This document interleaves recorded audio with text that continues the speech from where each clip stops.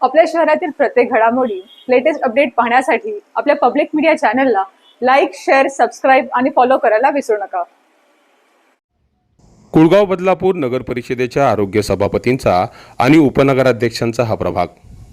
मोहनानंदनगर, शनीनगर परिसरातून वाहणाऱ्या नाल्यात मोठ्या प्रमाणात कचऱ्याचं साम्राज्य आहे ते बघा.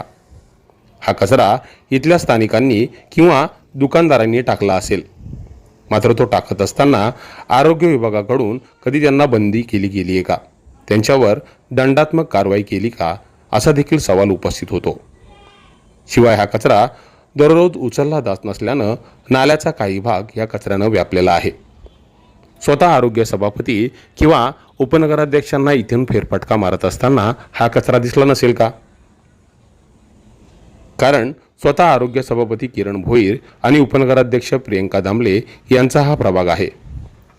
मग आपल्या प्रभागातच अस्वच्छता ठेवणाऱ्या या लोकप्रतिनिधींकडून शहरातील स्वच्छतेबाबत काय अपेक्षा करायची, असा सवाल देखील बदलापूरकर विचारत आहेत.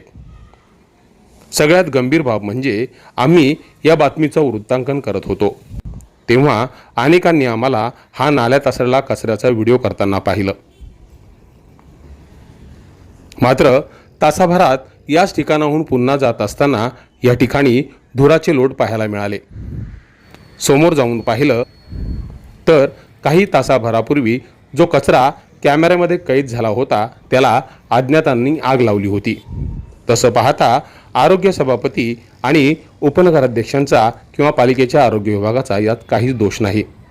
ज्यांनी हा कचरा केला आहे त्यांना आपलं कृत्य लपवण्यासाठी हे करावंसं वाटलं असावं. दरम्यान आरोग्य सभापती आणि उपनगराध्यक्षांच्या प्रभागात अशा प्रकारे अस्वच्छता असेल तर शहरातील स्वच्छतेच्या बाबतीत विचार न केलेलाच बरा.